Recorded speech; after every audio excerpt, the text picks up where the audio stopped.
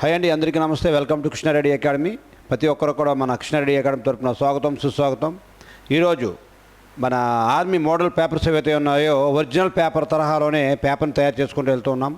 గత 10 సంవత్సరాలకు జరిగినటువంటి పేపర్లన్నింటినీ కూడా టాలీ చేసుకొని, ఎందుకంటే ఇప్పటివరకు తెలుగు మీడియంలో ఇప్పటివరకు ఇవ్వలేదు, ఫస్ట్ టైం తెలుగు మీడియంలో ఇస్తున్నాడు. అదేవిధంగా మైనస్ కూడా లేవు కాబట్టి మీకు కొద్దిగా పేపర్ టప్ చేసే విధంగా కూడా ఉంటుంది. కాబట్టి మీకు దాన్ని కూడా బేస్ చేసుకుని ఆ బేసిక్ లెవెల్ నుంచి ఏవైతే ఉన్నాయో అడ్వాన్స్ లెవెల్ వరకు కూడా మీకు తీసుకెళ్లే విధంగా మన కృష్ణారెడ్డి అకాడమీకి ఈరోజు ఈ ఎగ్జామ్ మాక్ టెస్ట్ ఏవైతే ఉన్నాయో, ఎగ్జామ్స్ మోడల్ పేపర్ టెస్ట్లు ఏవైతే ఉన్నాయో అవన్నీ కూడా కండక్ట్ చేయడం జరుగుతుంది. ఆల్రెడీ ఇప్పటికే అనేక పేపర్లు చేసుకుని వెళ్తూ ఉన్నాం. ఇది ఈరోజు పేపర్ నెంబర్ 19 అండి. ఇది మీకు ఓకే అండి. దీని యొక్క పేపర్ కూడా ఒకసారి మీరు చెక్ చేసుకోండి. క్వశ్చన్ నెంబర్ 1 ఏదైతే ఉందో ఈ క్వశ్చన్ నెంబర్ 1 కూడా మీరు చాలా క్లారిటీగా మీరు చెక్ చేసుకోవచ్చు.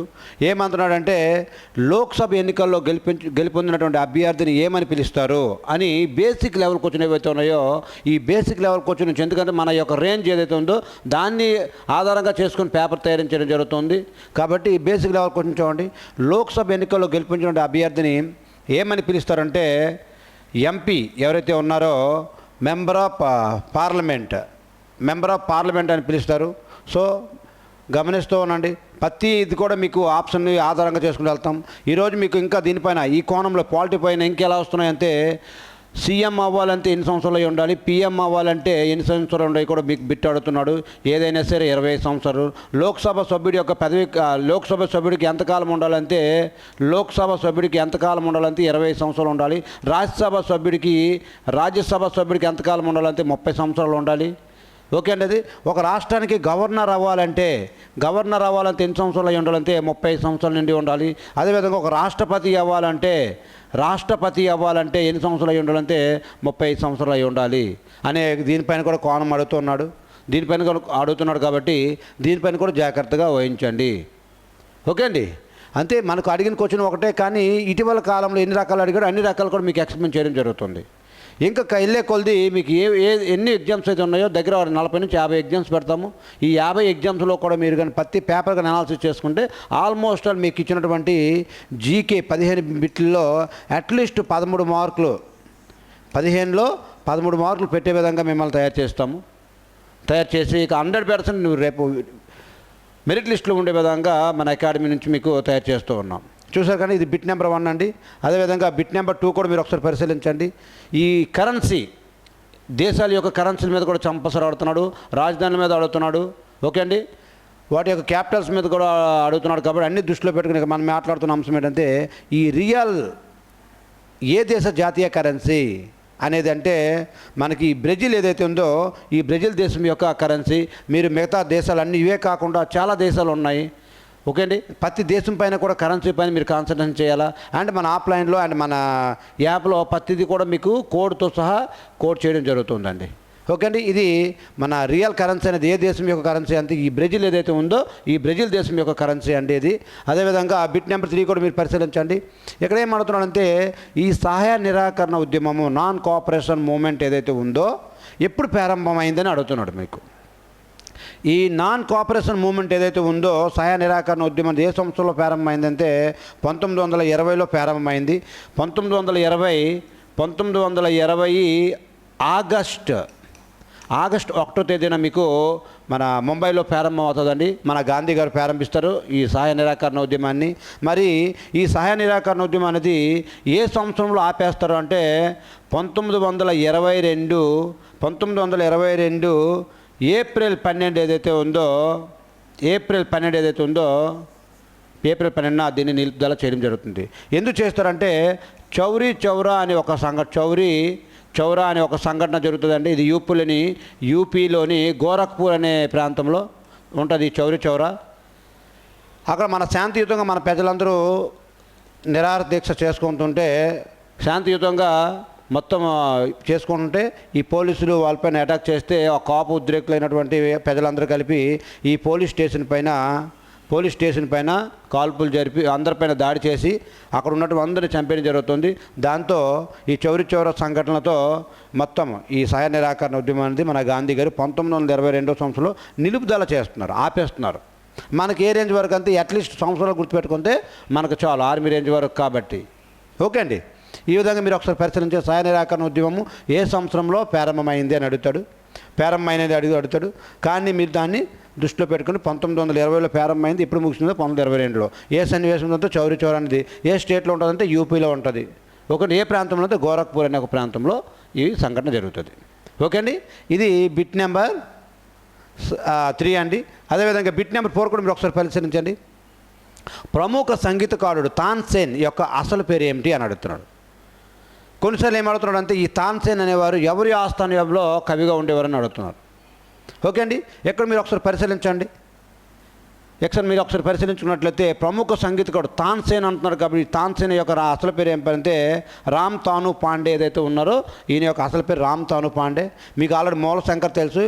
స్వామి దయానంద సరస్వతి ఎవరైతే ఉన్నారో అతని యొక్క పూర్తి పేరు ఇది. స్వామి వివేకానంద యొక్క పూర్తి పేరు అది.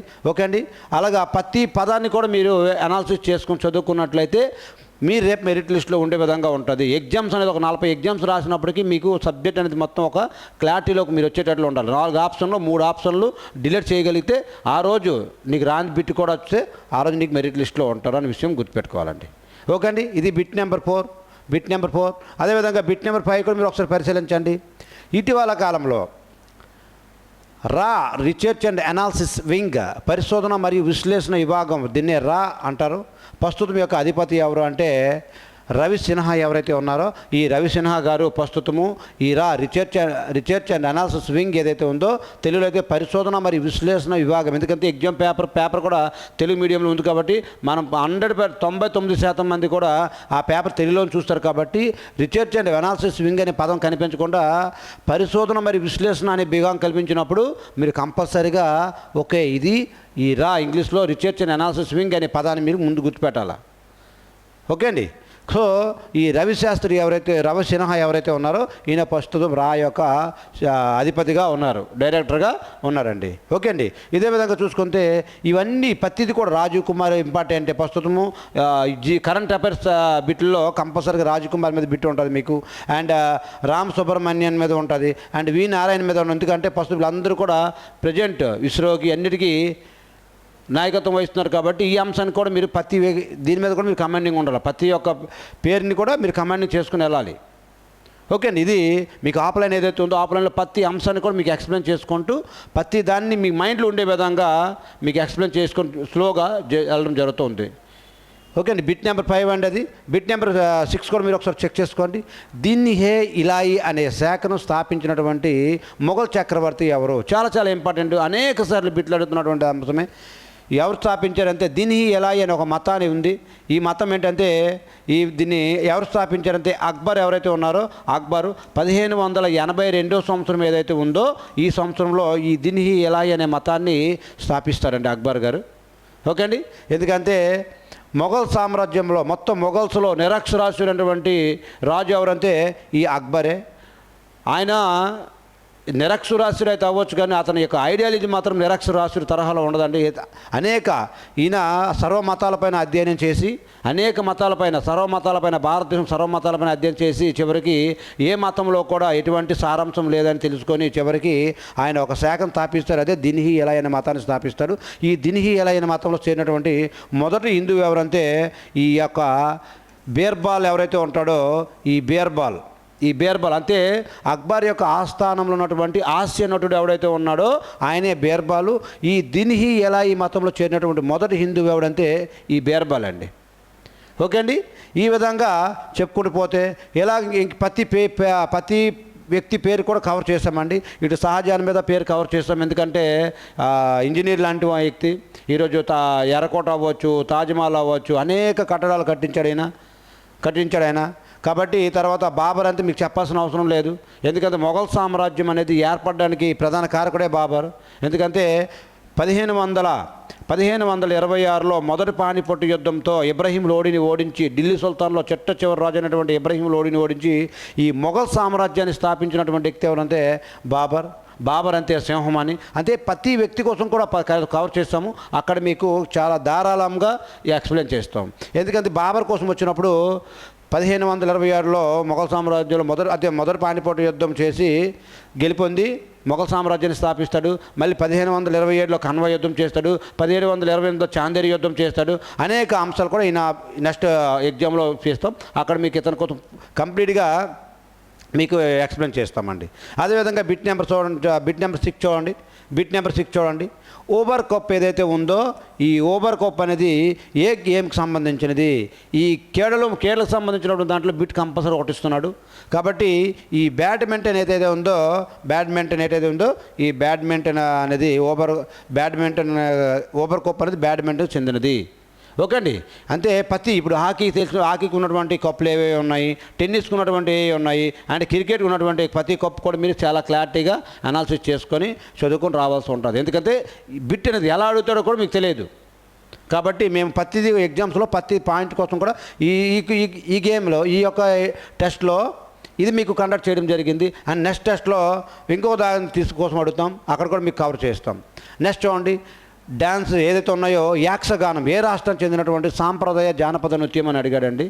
చూడండి, ఈ కర్ణాటక యాక్షగానం ఏదైతే ఉందో ఈ కర్ణాటక రాష్ట్రం అంతే బేసిక్ లెవెల్ కోచ్ల నుంచి ప్రతి కోచ్ కొద్దిగా డెప్త్ ఆడుతున్నాం. బేసిక్ లెవెల్ కూడా ఎందుకంటే పేపర్ అనేది ఈ తరహాలోనే ఉంటుంది కాబట్టి దీన్ని బేస్ చేసుకొని మీకు క్వశ్చన్ అడగడం జరుగుతుంది. ఓకే అండి.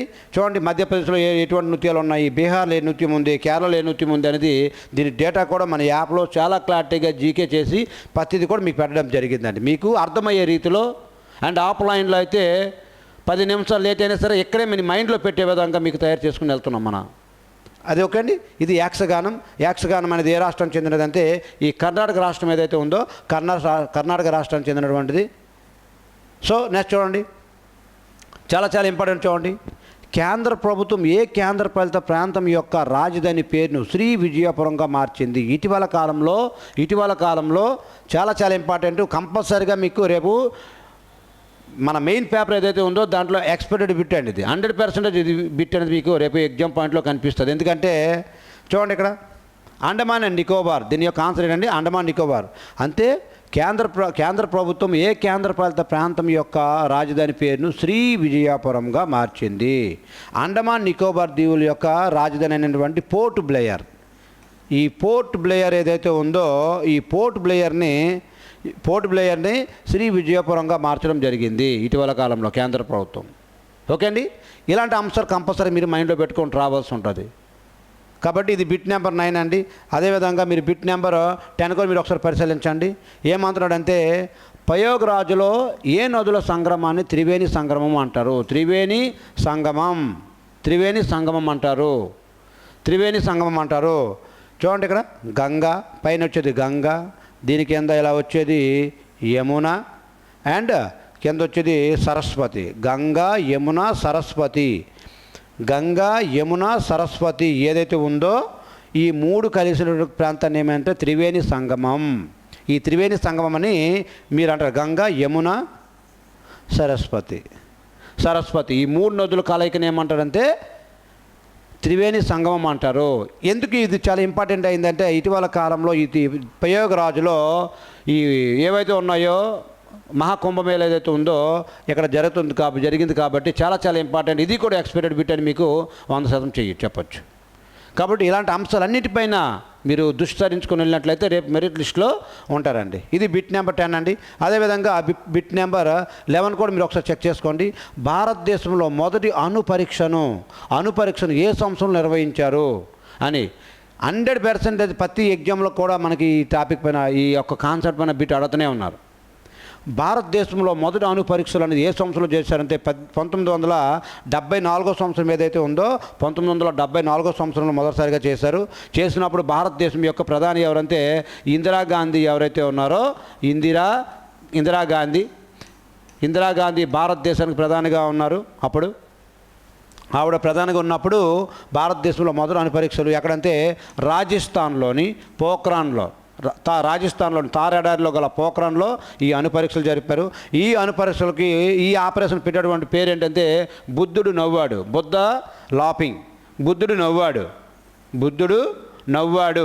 అనే ఒక ఆపరేషన్ దీనికి పేరు పెట్టారు. ఈ ఆపరేషన్ యొక్క డైరెక్టర్ అంతే ఎవరంటే ఏపీజే అబ్దుల్ కలాం గారు ఎవరైతే ఉన్నారో ఆయన దీనికి దీనికి నాయకత్వం వహించారు.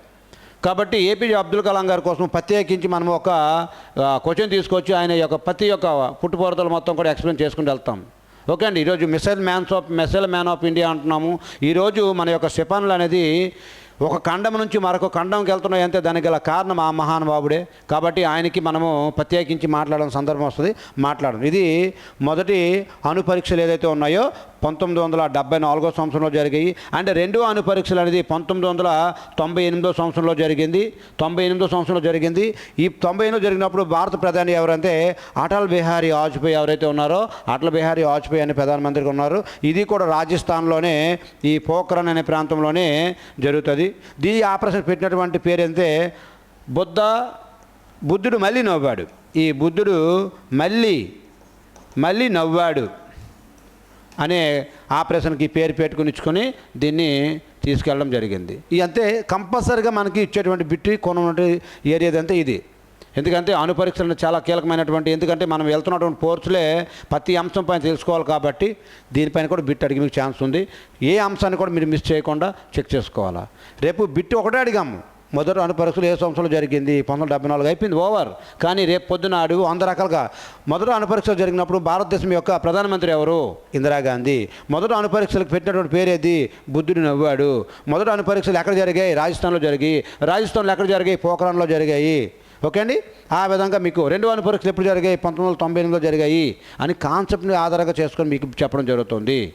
ఇంకా ఆఫ్లైన్లో అయితే ఇంకా ధారాళంగా, ఎందుకంటే మనకు 1 అవర్ మించుకొని ఉందనుకోండి, మీరు వీడియో కూడా చూడరు. కాబట్టి మిమ్మల్ని ఇచ్చేయడం కోసం కొద్ది వేగంగా చెప్పుకొని చాలా అంశాలు తగ్గించుకుంటూ వెళ్తూ ఉన్నాం. ఆఫ్లైన్లో అయితే 100% మీకు ప్రతి అంశాన్ని కూడా మిస్ చేయకుండా చెప్పుకుంటూ జరుగుతుంది. ఓకే అండి. ఇది బిట్ నెంబర్ ఏదైతే ఉందో బిట్ నెంబర్ 11 అండి. ఇది బిట్ నెంబర్ 11. బిట్ నెంబర్ 12 కూడా మీరు ఒకసారి చూసుకోండి. బిట్ నెంబర్ 12 కూడా ఒకసారి చూడండి. పయోలి ఎక్స్ప్రెస్ అని ఏ క్రీడాకారిని పిలుస్తారు అంటే ఈ పిటి ఉషా గారు ఎవరైతే ఉన్నారో ఈ పిటి ఉషా గారిని పయోలి ఎక్స్ప్రెస్ అని పిలుస్తారు. ఇటీవల కాలంలో చాలా ఇంపార్టెంట్ ఈ సైనా నెహ్వాల్ మీద ఒక బుక్ రాయడం జరిగింది. అండ్ పివి సింధు మీద కూడా ఒక బుక్ రాయడం జరిగింది. అండ్ సానియా మిర్జా మీద కూడా ఒక బుక్ ఉంది. ప్రతిది కూడా నెక్స్ట్ యొక్క కాన్సెప్ట్లో మీకు తీసుకొని రావడం జరుగుతుంది. ఇది బిట్ నెంబర్ 12 అండి. అదేవిధంగా బిట్ నెంబర్ 30 కూడా మీరు ఒకసారి చేసుకోండి. ఈ నేషనల్ పార్క్స్ ఏదైతే ఉన్నాయో ప్రతి ఎగ్జామ్లో కూడా నేషనల్ పార్క్స్ మీద బిట్ వేస్తూ ఉన్నాడు ఏదో ఒక రకంగా. కాబట్టి మనకి ఇచ్చినటువంటి దాంట్లో ఈ సిమ్లీపాల్ జాతీయ ఉద్యానవనం ఎక్కడుంది? Where is the Simlipal national park is located? అంటే బై లాంగ్వేజ్ కూడా పేపర్ తయారు చేస్తాం. ఎందుకంటే చాలామంది కొంతమంది ఇంగ్లీష్ మీడియం కూడా ఉంటారు. 90% మంది కూడా తెలుగు మీడియమే ఉంటారు. కాబట్టి మేము తెలుగు ఎక్కువ ఎక్స్ప్లెయిన్ చేయడానికి ట్రై చేస్తున్నాం. ఇంగ్లీష్లో కావాలన్నా 2 లాంగ్వేజ్లో కూడా మీకు చేయడానికి మేము సిద్ధంగా ఉన్నాం. మీరు యొక్క కామెంట్స్ ఏమైనా చేస్తే మన కృష్ణారెడ్డి అకాడమీ యొక్క యూట్యూబ్ ఛానల్ని సబ్స్క్రైబ్ చేసుకున్నట్లయితే మేము పెట్టేటువంటి ప్రతి ఎగ్జామ్ పేపర్ అవ్వచ్చు, క్లాసెస్ అవ్వచ్చు, అన్నీ కూడా మీకు అందించడం జరుగుతుందండి. ఇది క్వశ్చన్ నెంబర్ 13. సిమ్లీపాల్ జాతీయ ఉద్యానవనం ఎక్కడుందంటే ఒడిస్సా ఏదైతే ఉందో ఈ ఒడిస్సాలో ఉంటుందండి సిమ్లీపాల్ జాతీయ ఉద్యానవనం. ఓకే అండి. ఇది ఒడిస్సాలో ఉంటుందండి. ఓకే. బిట్ నెంబర్ 13 చూడండి. 13 అయిపోయిందండి. ఇంకా బిట్ ఎలా అడుగుతారంటే ఈ జాతీయ పార్కులు ఎక్కువగా ఉన్నటువంటి రాష్ట్రం ఏది అంటే ఈ మధ్యప్రదేశ్ ఏదైతే ఉందో ఈ మధ్యప్రదేశ్. అంతే ప్రతిదీ కూడా జాతీయ పార్క్స్ మీద కూడా మీకు మన సిలబస్లో కవర్ చేసుకుని వస్తున్నామండి. అదేవిధంగా చూడండి, ఏ భారత సంతతి గాయకుడికి గ్రామీ అవార్డు 2025 లభించింది? గ్రామీ అవార్డు 2025 లభించిందని అడిగారండి. ఓకే అండి. చంద్రికా టండన్ ఎవరైతే ఉన్నారో ఆయనకండి చంద్రికా టండన్ ఎవరైతే ఉన్నారో ఆయనకి లభించిందండి 2025 గ్రామీ అవార్డు అండి. భారత సంతతికి చెందినటువంటి అంటే ఆయన కానీ వాళ్ళ తల్లిదండ్రులు కానీ మన భారతీయులై ఉండి వాళ్ళ యొక్క సంతానం ఇతర దేశాల్లో ఉండడం అలాంటి వ్యక్తులు ఎవరైతే ఉన్నారో భారతీయ సంతతి అంటే దాని అర్థం అండి NRI, నాన్ రెసిడెన్షియల్ ఇండియన్స్ ఎవరైతే ఉన్నారో ఆయన ఆ యొక్క మన భారతీయ మూలలు ఉన్నాయి. కాబట్టి ఈరోజు మనవాడు అని గర్వంగా మనం చెప్పుకోగలుగుతాం. ఆయనే చంద్రికా టండన్ అండి. ఓకే అండి. ఇది బిట్ నెంబర్ 14 అండి జీకేలో. అయితే నెక్స్ట్ బిట్ నెంబర్ 5 చూడండి. తెహ్రీ డ్యామ్ అనేది ఏ నది పైన ఉందని బిట్ మీకు అడుగుతున్నాడు అండి. ఈ తెహ్రీ డ్యామ్ ఏదైతే ఉందో ఇది ఏ నది పైన ఉందని అడుగుతున్నాడు. ఈ తెహ్రీ డ్యామ్ అనేది ఏ నది పైన ఉందంటే భగీరథి నది పైన ఉంది. ఎక్కడ ఉందంటే ఉత్తరాఖండ్ ఏదైతే ఉందో ఉత్తరాఖండ్లో ఉంటుందండి ఈ తెహ్రీ డ్యామ్. ఏ నది పైన అయితే భగీరథి నది పైన. ఏ స్టేట్లో నడితే ఉత్తరాఖండ్ ఏదైతే ఉందో ఉత్తరాఖండ్ పైన. ఇంకా మిగతా మీకు చెప్పాల్సిన అవసరం లేదు. గంగా నది కోసం మాట్లాడితే ఒక 10 నిమిషాలు మాట్లాడవచ్చు. ఓకే అండి. భారతదేశంలో అత్యంత పొడవైన నది ఏదంటే గంగా నది. దీని యొక్క మొత్తం పొడవు ఎంత అంటే 25,525 కిలోమీటర్లు. ఈ గంగా నది యొక్క అతిపెద్ద ఉపనది ఏదంటే యమున ఏదైతే ఉందో యమున అండి. ఇది సెక్షన్ ఏ. ఈ సెక్షన్ ఏలో మనకు 15 బిట్లు ఇస్తాడు. ఈ 15లో ఇవ్వండి. అదేవిధంగా సెక్షన్ బి కూడా మీకు చూడండి. సెక్షన్ బి కూడా మీరు ఒకసారి పరిశీలించండి. ఈ సెక్షన్ బి ఏదైతే 16 నుంచి 30 వరకు కలిగినటువంటివన్నీ కూడా సెక్షన్ బిలోకి వస్తాయి. జనరల్ సైన్స్ ఉంటుందండి. ఇక్కడ దీనికి 15 మార్కులు ఉంటాయి. బిట్ నెంబర్ 16 కూడా మీరు ఒకసారి చూడండి. మేఘాల యొక్క దిశను మరియు వేగాన్ని కొలవడానికి ఉపయోగించేటువంటి పరికరాన్ని ఏమంటారు అని అడుగుతున్నాడు. చాలా చాలా ఇంపార్టెంట్ బిట్ అండి. మేఘాల యొక్క దిశను మరియు వేగాన్ని కొలవడానికి ఉపయోగించేటువంటి పరికరాన్ని ఏమంటారు అంటే నెప్రోస్కోప్ ఏదైతే ఉందో ఈ నెప్రోస్కోప్ని మేఘాల యొక్క దిశను మరియు వేగాన్ని కొలవడానికి ఉపయోగించే పరికరం పేరు నెప్రోస్కోప్ అండి. ఈ రెయిన్ గేజ్ అంతా మీకు తెలిసిందే.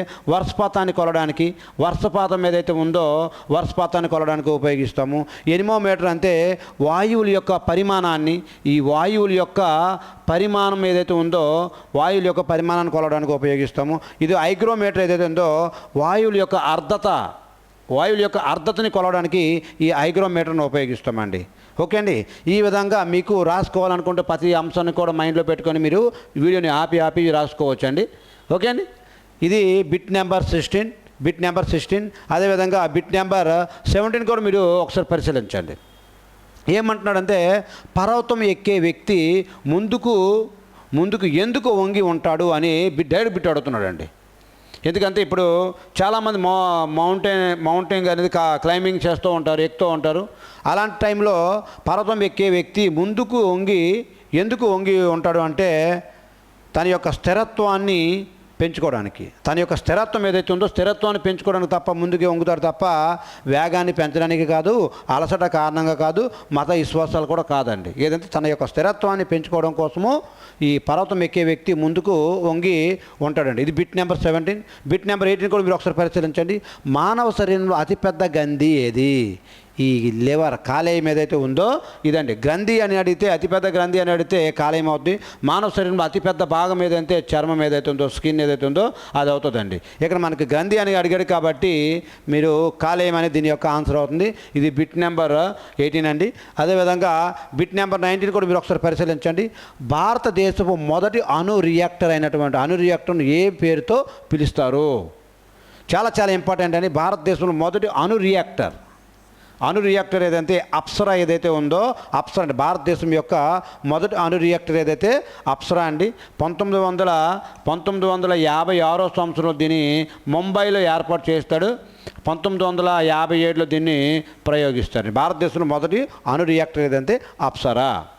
ఓకే అండి. చాలా చాలా క్లారిటీగా 1956లో ముంబైలో దీన్ని ఏర్పాటు చేస్తే దాన్ని 1957 దీన్ని ప్రయోగిస్తారు. అప్సరా భారతదేశంలో మొదటి అణు రియాక్టర్ ఓన్లీ అప్సరా. అదేవిధంగా బిట్ నెంబర్ 20 కూడా మీరు ఒకసారి చూసుకోండి. చాలా చాలా ఇంపార్టెంట్ అండి. సూర్యోదయానికి కొన్ని నిమిషాల ముందు మనము సూర్యుడిని చూడగలగడం దేనికి కారణం అని అడిగాడు. అంతే సూర్యుడు ఉదయించినప్పుడు అండ్ సూర్యుడు అస్తమించినప్పుడు సూర్యుడు అస్తమించాడు కానీ అతని యొక్క వెలుతురు అనేది కొన్ని సెకండ్లు కొన్ని నిమిషాల పాటు మనకి కనిపిస్తుందండి. దానికి గల కారణం ఏంటని అడిగారండి. దానికి గల కారణం ఏంటంటే కాంతి వక్రీభవనం అండి. Refraction of light. కాంతి వక్రీభవనం ఏదైతే ఉందో ఈ కాంతి వక్రీభవనం వల్ల కాంతి అనేది వంగి ప్రయాణించడం వల్ల అది కొన్ని సెకండ్లు సూర్యుడు అస్తమించిన కొన్ని నిమిషాల పాటు మనకు కనిపిస్తుంది. సూర్యుడు ఉదయించగా కొన్ని నిమిషాల ముందు మనకు కనిపిస్తుంది వెలుతురు అనేది. సూర్యుడు మనకు కనిపిస్తున్నాడు. దానికి గల కారణం అంటే రిఫ్లెక్షన్ ఆఫ్ లైట్ ఏదైతే ఉందో ఈ కాంతి వక్రీభవనం ఏదైతే ఉందో అదండి.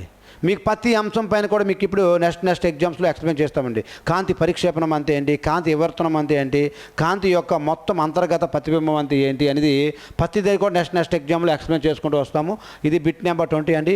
అదేవిధంగా బిట్ నెంబర్ 21 కూడా మీరు ఒకసారి పరిశీలించండి. మలేరియా అనే వ్యాధి ఏ దోమ కొట్టడం వల్ల వ్యాపిస్తుంది అన్నాడండి. చూడండి ఇక్కడ మీకు ఈ క్యూలెక్స్ ఏదైతే ఉందో బోధకాలు, ఏనుగు కాల్ అంటారు కదండి, ఈ క్యూలెక్స్ దోమ కానీ కొట్టింది అనుకోండి మీకు బోధకాల్లాగా అతి పెద్ద కాల్లాగా తయారైపోద్ది. అంటే మనకి ఇక్కడ ఆన్సర్ ఏంటంటే ఎనాఫిలిస్ ఫిమేల్ మస్కిటో.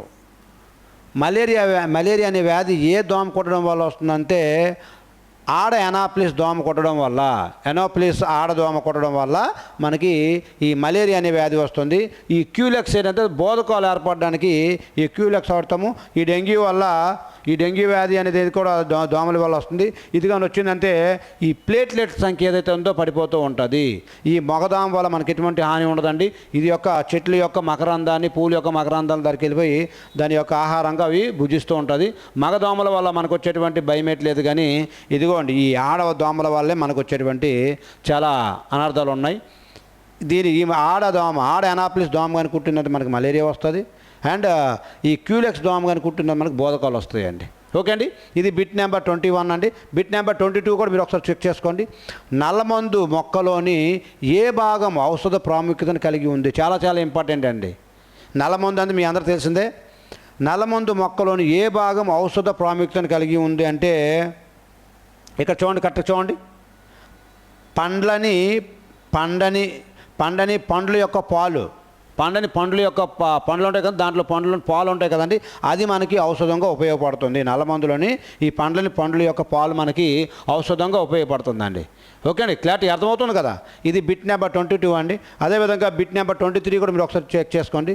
పెట్రోలియం మంటలను ఆర్పడానికి, చాలా క్లారిటీగా చూడండి, ఈ పెట్రోలియం మంటలను ఆర్పడానికి ఏ రకమైనటువంటి యంత్రాన్ని ఉపయోగిస్తాము అంటే ఈ పోమ్ టైప్ పొగ రకం. ఈ పోమ్ రకం మనకి పెట్రోల్ బంక్కి దీనికి వెళ్ళినప్పుడు మనం ఇలాంటిది చూస్తాం అనమాట. ఇలాంటి యంత్రాన్ని చూస్తాం, పోమ్ టాప్ యంత్రాన్ని చూస్తాం. ఓకే అండి, అంటే పెట్రోలియం మంటలను ఆర్పడానికి ఏ రకమైనటువంటి యంత్రాన్ని మనం ఉపయోగిస్తామంటే ఈ పోమ్ రకం ఏదైతే ఉందో పోమ్ రకమైన ఉపయోగిస్తాము. ఇది బిట్ నెంబర్ 33 అండి. అదేవిధంగా బిట్ నెంబర్ 23 అండి. ఇది 24 కూడా ఒకసారి చెక్ చేసుకోండి. యాంత్రిక శక్తిని విద్యుత్ శక్తిగా మార్చేటువంటి పరికరం ఏది? యాంత్రిక శక్తిని విద్యుత్ శక్తిగా మార్చేటువంటి పరికరం ఏది అంటే డైనమో అండి. దీని మీద అనేక సార్లు బిట్లు అడుగుతూనే ఉన్నాడు. యాంత్రిక శక్తిని విద్యుత్ శక్తిగా మార్చేది ఏదైతే డైనమో, విద్యుత్ శక్తిని యాంత్రిక శక్తిగా మార్చేది అని అడుగుతున్న ఇన్వర్టర్. ఓకే అండి, ఇక్కడ మాత్రం యాంత్రిక శక్తిని విద్యుత్ శక్తిగా మార్చేది. ఇది ఆఫ్లైన్ క్లాసుల్లో ప్రతిదీ కూడా మీకు డయాగ్రామ్ వేసి ప్రతి పాయింట్ ఇదో ఇక్కడ వస్తుందని క్లారిటీగా ఎక్స్ప్లెయిన్ చేయడం జరుగుతుంది. మనకు కూడా ఫిజిక్స్ అండ్ కెమిస్ట్రీ, ఫిజిక్స్కి సపరేట్గా సార్ ఉంటారు, కెమిస్ట్రీకి సపరేట్గా సార్ ఉంటారు, బయాలజీకి సపరేట్గా సార్ ఉంటారు. ఓకే అండి, అర్థమెటిక్ రీజనింగ్ అనేది నేను చెప్తాను. మీకు 100కు 100% దగ్గర కూర్చోబెట్టి మరీ మీకు నేర్పించడం జరుగుతుంది.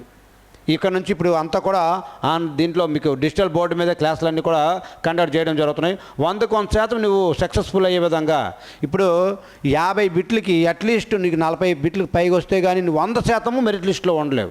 ఎందుకంటే గ్రౌండ్ పరంగా చూసుకుంటే ఆంధ్ర అండ్ తెలంగాణలో మన కృష్ణారెడ్డి అకాడమీని టచ్ చేసేటువంటిది ఏదీ లేదు. కాబట్టి అటు గ్రౌండ్ పరంగా టాప్లో ఉన్నాము. అదేవిధంగా ఎడ్యుకేషన్లో కూడా మనం ఈ రేంజ్లో కానీ రాగలిగితే 100% మన మెరిట్ లిస్ట్లో ఉంటాం. ఇప్పటివరకు మీరు ఒకసారి గమనించండి, ఇంటర్మీడియట్ సెకండ్ ఇయర్ చదువుతాం. 10th క్లాస్లో నేను తీసుకున్న పిల్లల్ని ఇంటర్ సెకండ్ ఇయర్ అవుతుండగానే ఇంకా ఇంటర్ సెకండ్ ఇయర్ రాయకుండానే కొంతమంది 2 పిల్లలు ఆల్రెడీ ఇప్పుడు ట్రైనింగ్లో ఉన్నారు. ఒక అబ్బాయి ఊటీలో ట్రైనింగ్లో ఉన్నాడు, ఇంకొక అబ్బాయి ఇప్పుడు MEG మద్రాస్ ఇంజనీరింగ్ సెంటర్కి ట్రైనింగ్కి వెళ్తూ ఉన్నాడు. ఇంటర్ సెకండ్ ఇయర్ అవుతుండగా. అంతే ఏ రేంజ్లో మన ట్రైనింగ్ ఉంటుందని మీరు ఇక్కడ అర్థం చేసుకోవచ్చు మా యొక్క క్యాపబిలిటీ ఏంటన్నది. ఓకే అండి, ఓకే. మీకు బిట్ నెంబర్ 24 అండి. యాంత్రిక శక్తిని విద్యుత్ శక్తిగా మార్చే పరికరం ఏదంటే ఈ డైనమో ఏదైతే ఉందో డైనమో అండి. అదేవిధంగా బిట్ నెంబర్ 25 కూడా మీరు ఒకసారి పరిశీలించండి. చాలా చాలా ఇంపార్టెంట్ చూడండి. కిరణజన్య సంయోగ క్రియలో కాంతి ప్రతిచర్యలు ఏ విధంగా ఉంటాయి? కిరణజన్య సంయోగ క్రియలో కాంతి యొక్క ప్రతిచర్యలు ఏ విధంగా ఉంటాయి అంటే చూడండి ఇక్కడ. దీన్ని కూడా చాలా క్లారిటీగా ప్రతి బిట్ని కూడా మీకు ఎక్స్ప్లెయిన్ చేసుకుంటూ పోతూ ఉంటాం. ఇలా ఉంటుంది, కిరణజన్య ఇలాగ కలిపి ఉంటుంది. దాన్ని ఏమంటారంటే ఈ గ్రానా ఏదైతే ఉంటుందో గ్రానా అని మీకు అంటారండి. ఓకే అండి, కిరణజన్య సంయోగ క్రియలో కాంతి ప్రతిచర్యలు ఏ విధంగా ఉంటాయంటే ఈ గ్రానాగా ఉంటాయండి. ఓకే అండి, చాలా క్లారిటీగా మీకు ఎక్స్ప్లెయిన్ చేయడం జరుగుతుంది. అదేవిధంగా ఒకసారి పరిశీలించండి. ఈ కింది వాటిలో ఏది వర్షపు నీటిలో కరిగినప్పుడు ఆమ్లంగా మారుతుంది? ఈ కింది వాటిలో ఏది వర్షపు నీటిలో కరిగినప్పుడు ఆమ్లంగా మారుతుందని చాలా క్లారిటీగా మీకు అడుగుతాడు. ఏదైతే మనకి సల్ఫర్ డైఆక్సైడ్ ఏదైతే ఉందో ఈ సల్ఫర్ ఆక్సైడ్ ఏదైతే ఉందో ఈ సల్ఫర్ ఆక్సైడ్లండి. ఈ సల్ఫర్ ఆక్సైడ్ వల్ల ఆమ్లంగా మారుతుంది. నీటిలో కింది వాటిలో ఏది వర్షపు నీటిలో కరిగినప్పుడు ఆమ్లంగా మారుతుందంటే ఈ సల్ఫర్ ఆక్సైడ్ ఏదైతే ఉందో ఈ సల్ఫర్ ఆక్సైడ్ అండి. పత్తి యొక్క ఆప్షన్ కోసం కూడా మీకు మన ఆఫ్లైన్లో ఎక్స్ప్లెయిన్ జరుగుతుంది. ఎందుకంటే మాకు సమయం తక్కువ కాబట్టి ప్రతి అంశం పైన మనము చెప్పే దీంట్లో లేము. ఒకసారి గమనించండి. అండ్ బిట్ నెంబర్ 27 కూడా చూడండి. విశ్వంలో అత్యంత సమృద్ధిగా ఉన్నటువంటి మూలకం ఏది? హైడ్రోజన్. విశ్వంలో అత్యంత సమృద్ధిగా ఉన్నటువంటి మూలకం ఏదైతే ఈ హైడ్రోజన్ ఏదైతే ఉందో హైడ్రోజన్ అండి. విశ్వంలో అత్యంత సమృద్ధిగా ఉన్నటువంటి మూలకం ఏదంటే హైడ్రోజన్. ఓకే అండి. ఇంకా మీకు సిలికాను, కార్బన్ డైఆక్సైడ్ అంతా మీకు చాలా రకాల ఎక్స్ప్లెయిన్ చేసుకుని వస్తాం. ఈ మానవ శరీరంలో ఎక్కువ ఏది శాతం ఏది కూడా ఉంటుంది, ప్రతిది కూడా నెక్స్ట్ బిట్లో మీకు నెక్స్ట్ ఎగ్జామ్లో ఎక్స్ప్లెయిన్ చేసుకుని వస్తాము. అదేవిధంగా చూడండి. అదేవిధంగా గది ఉష్ణోగ్రత వద్ద ద్రవస్థితిలో ఉన్నటువంటి లోహాన్ని పేర్కొనండి. గది ఉష్ణోగ్రత వద్ద ద్రవస్థితిలో ఉన్నటువంటి లోహాన్ని పేర్కొండేదంటే మెర్క్యూరీ ఏదైతే ఉందో పాదరసము. గది ఉష్ణోగ్రత వద్ద ఈ మెర్క్యూరీ అనేది మనకి ఉంటుందండి. మెర్క్యూరీ ద్రవస్థితిలో ఉన్నటువంటి ఇదేదంటే ఈ మెర్క్యూరీ అనేది పాదరసం అనేది మీకు ద్రవస్థితిలో ఉంటుంది. గది ఉష్ణోగ్రత ఎంత అండి? 25 degrees నుంచి 27 degrees వరకు ఉంటుంది. అప్పుడు మనకి ఇది పాదరసం అనేది మనకి ద్రవస్థితిలో ఉంటుందండి. ఇది బిట్ నెంబర్ 28 అండి. అదేవిధంగా బిట్ నెంబర్ 29 కూడా మీరు ఒకసారి క్లారిటీగా ఉండండి. సంపూర్ణ సున్నా ఉష్ణోగ్రత వద్ద సెమీ కండక్టర్లో విద్యుత్ నిరోధకను ఏ విధంగా ఉంటుందంటే ఇన్ఫినిటీ, అనంతంగా ఉంటుంది. సంపూర్ణ సున్నా ఉష్ణోగ్రత వద్ద సెమీ కండక్టర్ల యొక్క విద్యుత్ నిరోధకత ఏ విధంగా ఉంటుందంటే అనంతం, ఇన్ఫినిటీగా ఉంటుందండి. ఇది బిట్ నెంబర్ 29. అదేవిధంగా బిట్ నెంబర్ 30 కూడా మీరు ఒకసారి పరిశీలించుకోండి. 60 కణాలను ఏర్పరచడానికి ఎన్ని మైట్రోటిక్ విభాగాలు అవసరము? దీన్ని కూడా చాలా క్లారిటీగా ఎక్స్ప్లెయిన్ చేసుకుని వెళ్తున్నాం. ఎన్ని అంటే 6 ఉన్నాయి. ఏ విధంగా చూడండి. 1కి ఎన్ని ఉంటాయి అంటే 2 ఉంటాయి, 1 అయింది. 2కి ఎంత డబుల్ ఎంత అంటే 4, 4కి డబుల్ ఎంత అంటే 8, 8కి డబుల్ ఎంత అంటే 16, 16కి డబుల్ ఎంత అంటే 32, 32కి డబుల్ ఎంత అంటే 64 అడిగాడు కాబట్టి మనకి ఎన్నో చేయండి. 1, 2, 3, 4, 5, 6 ఏవైతే ఉన్నాయో అది మనకు ఆన్సర్ అవుతుంది. 6 ఉంటాయండి అని మీకు ఇంకా ఆప్లైన్ ఇంకా క్లారిటీగా ఎలా వచ్చిందో కూడా మీకు చాలా క్లారిటీగా మీకు ఎక్స్ప్లెయిన్ చేయడం జరుగుతుందండి. ఇది బిట్ నెంబర్ 30 అండి. ఇది మనకి సెక్షన్ బి కూడా అయిపోయిందండి. సెక్షన్ బిలో కూడా 15 బిట్లు ఉంటాయి. ఈ సెక్షన్ బి కూడా అయిపోయింది. అండ్ సెక్షన్ సి కూడా మీరు ఒకసారి పరిశీలిద్దాం. మన ఆర్మీ తరహాలో కాబట్టి బేసిక్ లెవెల్ నుంచి ఈ అర్థమెటిక్ అండ్ రీజనింగ్ పరంగా చూసుకుంటే మీకు 20కి 20 వచ్చే విధంగా మీకు తయారు చేస్తున్నాం. 20కి 20 ఎందుకంటే జనరల్ సైన్స్లో అండ్ జీకేలో అనంతం కాబట్టి ఆల్మోస్ట్ ఆల్ కవర్ చేస్తాము. ఈ అర్థమెటిక్ అండ్ రీజనింగ్లో 20కి 20 వచ్చే విధంగా మీకు తయారు చేస్తూ ఉన్నాం. ఒకసారి మీరు పరిశీలించండి. బేసిక్ లెవెల్ మన ఆర్మీ తరహాలో క్వశ్చన్లు ఏమి ఇచ్చాడంటే అకార్డింగ్ టు బార్డ్మస్ రూల్ ప్రకారం వెళ్ళిపోతే ముందుగా డివైడెడ్ చేయాలి కాబట్టి 7 1 7 రెళ్ళ ఇది ప్లస్లో ఉంది, అన్ని మైనస్లు ప్లస్లు ఉన్నాయి కాబట్టి చూడండి. 51లో 2 తీసేస్తే అంతే 49. ఆల్రెడీ ఇక్కడ 117 ఉంది, ఇది ఒక 49, ఇది కూడా ప్లస్లో ఉంది కాబట్టి 251 కలిపిస్తే ఎంత 17. ఓకే అండి 17. ఈ కలిపితే 11. ఓకే అండి 417 ఏదైతే ఉందో ఇది దీని ఆన్సర్ అవుతుందండి. అంతే. బార్డ్మస్ రూల్ని ఆధారంగా చేసుకొని ఈ 37 లెక్క అనేది మనం చూసి ఆన్సర్ పెట్టే విధంగా ఉంటుందండి. ఇది 31. అదేవిధంగా 32 కూడా మీరు ఒకసారి పరిశీలించండి. 32 కూడా చాలా చాలా ఇంపార్టెంట్. చూడండి ఏమంటున్నాడంటే ఒక సంఖ్యలో 15%, ఒక సంఖ్య ఎంత ఉందో మనకు తెలియదు, దీంట్లో 15% అనేది 10% అన్నాడు కాబట్టి కింద శాతం అనేది 15% అన్నాడు కాబట్టి శాతం బదులు కింద 100 వేసుకుంటున్నాను. విలువ ఎంత అంతే 120 ఉన్నాడు. అయితే ఆ సంఖ్యలో ముందు ఇది కట్టండి. ఈ ఒకసారి మీరు క్యాల్కులేషన్ చేసుకుంటే 15% అన్నాడు. 5 మూల 5 రెళ్ళ. ఓకే అండి 3 1 3 4 ఇది భాగిస్తుంది కాబట్టి తెలుసుకుంటే గుణిస్తుంది అండి. 4 రెళ్ళ అంతే 8. ఇది 0 పెడితే x ఈక్వల్ ఎంత వచ్చిందంటే 8 వచ్చింది. x ఈక్వల్ ఎంత వచ్చిందంటే 8 వచ్చింది. ఆ సంఖ్యలో 180%. ఏ సంఖ్య అండి? ఈ సంఖ్య. ఏ సంఖ్య ఎంత వచ్చిందండి? 800. 800లోన 180% ఏదైతే ఉందో దీన్ని మనకు అడుగుతున్నాడు. మీరు ఒకసారి పరిశీలించండి.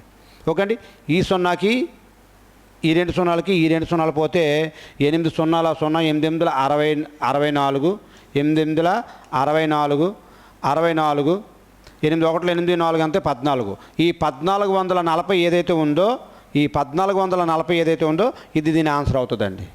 మీకు సింపుల్ చెప్తాను చూడండి.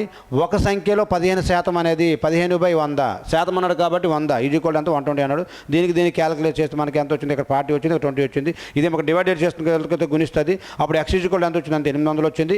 అప్పుడు ఆ సంఖ్యలో అంటే ఏ సంఖ్యలో? ఈ సంఖ్యలో 800లో 180% అంత అంటే దీనికి 800 ఇంటూ 180/100 వేసుకుంటే మీకు క్యాలిక్యులేట్ చేస్తే 1440 ఏదైతే ఉందో ఇది మీకు ఆన్సర్గా చెప్పడం జరుగుతుందండి. ఓకే అండి, ఇది మీకు చెప్తున్నాం కాబట్టి వేస్తాం. లేదనుకోండి దీన్ని ఇక్కడే మైండ్ క్యాలిక్యులేట్ చేసేసుకుంటే చివరికి మీకు ఆన్సర్ వస్తుందండి. ఓకే, ఇది బిట్ నెంబర్ 32 అండి. అదేవిధంగా బిట్ నెంబర్ 33 కూడా మీరు ఒకసారి పరిశీలించండి. దీన్ని బాడ్మస్ రూల్ ప్రకారం మీకు అంటే ముందు బ్రాకెట్లో ఉంది. ముందు ఈ 2 చేస్తాం, ఈ 2 కలిపితే అంత 9. అప్పుడు తర్వాత ఈ బ్రాకెట్లో చేస్తాము. 20లోన 9 తీస్తే అంత 11 వచ్చింది. ఇక్కడ ప్లస్ ఉంది కాబట్టి ఈ బ్రాకెట్లో చేస్తాము. ఈ 2 కలిపితే అంత 36. తర్వాత బ్రాకెట్ క్లోజ్ అయిపోయి మైనస్ వచ్చింది. 80లోన 36 తీస్తే అంత 44. 80లోన 36 తీస్తే అంత అండి 44 ఏదైతే ఉందో 44 ఆన్సర్ అనేది ఇలా చూసి మనం ఆన్సర్ పెట్టే విధంగా చాలా చిన్న లెక్కలండి. అంటే మీకు ఈ తరహాలోనే ఎగ్జామ్ పేపర్ ఉంటుంది. అంటే బేసిక్ చెప్తున్నాము. ఒక ఎగ్జామ్ ఏమో కొద్దిగా బేసిక్ లెవెల్ నుంచి అందిస్తున్నాం. నెక్స్ట్ ఎగ్జామ్ కొద్దిగా ఆలోచించే విధంగా అందిస్తున్నాం. ఎందుకంటే తెలుగులో పేపర్ ఇస్తున్నాడు కాబట్టి కొద్దిగా టఫ్ ఇస్తాడు. And English medium, Telugu medium and మైనస్లు కూడా లేమంటున్నాడు కాబట్టి కొద్దిగా పేపర్ టఫ్గా ఉంటుంది. మీరు జాగ్రత్తగా వహించాలి. అయితే వేకెన్సీలు అయితే చాలా ఎక్కువ ఉన్నాయి, మీకు చాలా ఉపయోగపడతాయి. ఇప్పుడు ఏజ్ కూడా 23 సంవత్సరాలు పెస్తున్నాను అన్నాడు. ఆల్రెడీ అది కూడా ప్రోగ్రామ్ ఆల్మోస్ట్ ఆల్ ఫైల్ కూడా రెడీ అయిపోయింది కాబట్టి అది కూడా మీకు వస్తుంది. కొద్దిగా పోటీ అయితే టఫ్గానే ఉంటుంది. ఇది దానికోసమే లేట్ చేస్తున్నాడు ఎగ్జామ్ కూడా గమనించగలరు. ఇది బిట్ నెంబర్ 33 అండి. అండ్ 34 కూడా మీరు ఒకసారి చూడండి. ఒక నిర్దిష్ట మొత్తము 12 సంవత్సరాల్లో సాధారణ వడ్డీతో 3 రెట్లు పెరుగుతుంది. ఎన్ని సంవత్సరాల్లో అది 5 రెట్లు అవుతుంది? చాలా ఈజీ బిట్ అండి. దీన్ని మామూలుగా అకాడమిక్ ప్రాసెస్ చేస్తే చాలా టఫ్గా ఉంటుంది. ఇక్కడ మొదటి మనకి బిట్ అడిగితే ఎన్ని సంవత్సరాల్లో 5 రెట్లు అవుతుంది అన్నాడు. 5 రెట్లు అన్నాడు కాబట్టి రెట్లు అన్నాడు కాబట్టి ఈ రెట్లకు ఒకటి తగ్గిస్తే ఎంత అంటే 4 అండి. 4 ఇక్కడ 12 సంవత్సరాల్లో వడ్డీ ఎన్ని రెట్లు అన్నాడు? 3 రెట్లు అన్నాడు కానీ 3 రెట్లు కూడా తగ్గిస్తే ఎంత అంటే 2. 3 రెట్లకి ఒకటి తగ్గిస్తే 2. ఎన్ని సంవత్సరాలు అన్నాడండి? 12 సంవత్సరాలు అన్నాడు కాబట్టి ఈ 12 సంవత్సరాలు వేసుకొని 2 1 2 6 6 4 ఎంత అంటే 24. 6 4 ఎంత అండి? 24. 24 సంవత్సరాలు ఏదైతే ఉందో 24 సంవత్సరాలు అది అంత అవుతుందండి. అంతే దీన్ని అత్యంత చెప్తున్నా కదా, అర్థమెటిక్ రీజనింగ్ పరంగా మీకు చాలా క్లారిటీగా ప్రతి అంశం కూడా అర్థమయ్యే విధంగా అతి కూడా స్మార్ట్గా ఇలాంటి మోడల్ మళ్ళీ వచ్చిందంటే ఎగిరిపోయే విధంగా మీకు రెడీ చేస్తూ ఉన్నాం. ఏదైతే రెట్లు అన్నాడో ఆ రెట్లు అన్నాడు. ఇక్కడ చూడండి మరొకసారి. ఒక నిర్దిష్ట మొత్తం 12 సంవత్సరాల్లో అది సాధారణ వడ్డీతో కలిపి 3 రెట్లు అన్నాడు కాబట్టి 1 రెట్లు తగ్గిపోద్ది. అది ఎన్ని సంవత్సరాల్లో అది 5 రెట్లు అన్నాడు కాబట్టి 5 రెట్లు కూడా 1 రెట్లు తీసేస్తే 4 వస్తుంది. 4/2 ఇంటూ 12 సంవత్సరాలు కాబట్టి క్యాలిక్యులేట్ చేస్తే 24 సంవత్సరాలు. అంత చూసి ఆన్సర్ పెట్టే విధంగా మీకు రెడీ చేస్తున్నాం రెట్ల పరంగా. ఓకే అండి. టైమ్స్ అని అంటాడండి. ఇంగ్లీష్లో ఏమంటాడు? టైమ్స్ అని అడుగుతాడు. 12 టైమ్స్ అని అంటాడండి. ఓకే, ఇది బిట్ నెంబర్ 34. బిట్ నెంబర్ 35 కూడా మీరు ఒకసారి పరిశీలించండి. 35 కూడా మీరు ఒకసారి పరిశీలించండి. అకార్డింగ్ టు క్వశ్చన్ చదువుకుంటూ ఆన్సర్ వేయగలిగితే మాత్రమే మనం చేయగలుగుతాము. ఏమంటాడంటే ఒక దీర్ఘ చతురస్రం యొక్క చుట్టుకొలత, ఒక దీర్ఘ చతురస్రం యొక్క చుట్టుకొలత, ఈ దీర్ఘ చతురస్రం ఉందండి. ఈ దీర్ఘ చతురస్రం చుట్టుకొలత అనేది 2 × L + B. 2 × L + B. ఒక దీర్ఘ చతురస్రం యొక్క చుట్టుకొలతలో సగం అంతేనండి. సగం /2 సగం 20 సెంటీమీటర్లు అండి. సగం ఎంత అండి? 20 సెంటీమీటర్లు. 20 సెంటీమీటర్లు. ఆ చతురస్రం యొక్క పొడవుని దాని వెడల్పు కంటే చతురస్రం యొక్క పొడవు చూడండి. ఈ లెంత్ అట ఈ ఎడల్పు కంటే 8 ఎక్కువ అట. ఎడల్పు ఎంత? ఎడల్పు x అనుకుంటే దీనికి ఎంత అవుతుంది? 8 ఎక్కువ అంతే x + 8. x + 8 అంటే లెంత్ అనేది ఇదిగోండి. ఈ లెంత్ అనేది x + 8 అవుతుంది. ఈ బ్రెత్ అనేది అవుతుంది అంత x అవుతుంది అని మీకు ఇచ్చాడు. ఇప్పుడు దీన్ని 10కి చేపిద్దాం. సగం అన్నాడు కాబట్టి ఈ రెండుకి పోతే L + B = ఎంత? 20 ఇచ్చాడండి. మనకి ఈ వెల్ వాల్యూ ఎంత చూడండి. ఇదే కదా లెంత్. ఈ లెంత్ ఎంత వచ్చింది? x + 8 వచ్చింది. L వాల్యూ ఎంత అండి? x + 8 ప్లస్ B ఎంత వచ్చిందండి? x = ఎంత అండి? 20 సెంటీమీటర్లు. 20 సెంటీమీటర్లు ఇచ్చాడు. చూడండి ఇక్కడ 1x అనేది 2x + 2x is equal to 20, ఈ +8 అనేది అవతలకి -8 అవుతుంది. అప్పుడు ఎంత అవుతుంది? 2x ఈజ్ ఈక్వల్ టు ఎంత వచ్చిందంటే 12 వచ్చింది. 2 1 2 6. అప్పుడు x ఈజ్ ఈక్వల్ టు ఎంత వచ్చిందండి? 6 వచ్చింది. మనకేమన్నాడు? అయితే ఆ దీర్ఘచతురస్రం యొక్క వైశాల్యం అంతే ఏంటండి? L/B. దీర్ఘచతురస్రం యొక్క వైశాల్యం ఏరియాకి ఫార్ములా ఏంది? L/B. ఓకే అండి. మనకి x ఎంత వచ్చిందండి? ఇది 6 వచ్చింది. బ్రెత్ x, ఇది బ్రెత్ అనమాట. ఎడల్పు ఎంత? 6 వచ్చింది. దీనికి x + 8 అంతే. ఈ రెండు కలిపి ఎంత అండి? 14. ఈ పొడవు ఎంత వచ్చిందంటే మనకి 14 వచ్చింది. ఎడల్పు ఎంత వచ్చిందో 6 వచ్చింది. అప్పుడు మనకి ఇదంతా 14 వచ్చింది. ఆ బ్రెత్ ఎంత వచ్చిందండి? 6. ఈ రెండు 14 ఏళ్ళు ఎంత అంటే 14 6 14 5 70 14 6 84. ఏదైతే ఉందో ఈ 84 సెంటీమీటర్ స్క్వేర్ అనేది దీని యొక్క ఆన్సర్ అవుతుందండి. అంతే. ఇది మెన్స్ లెసన్లో లెక్క. మెన్స్ లెసన్లో 1 నుంచి 2 బిట్లు ఇస్తాడు కంపల్సరీగా. ఇచ్చిన 15 బిట్లో ఒకటి అయితే 100% ఉంటుంది, రెండోది కూడా ఉండే ఛాన్సులు ఉన్నాయి. కాబట్టి ఈ లెక్కలు ఎవరైతే చేయగలుగుతారో వాడు మాత్రం రేపు మెరిట్ లిస్ట్లో కనిపిస్తాడు. అందరూ కూడా పై ఇచ్చిన లెక్కలు అన్నీ చేస్తారు అందరూ. నువ్వు రేపు మెరిట్ లిస్ట్లో కనిపించాలంటే ఇలాంటి లెక్కలు కూడా మీరు చేసుకుని వెళ్ళగలగాలి. ఓకే అండి.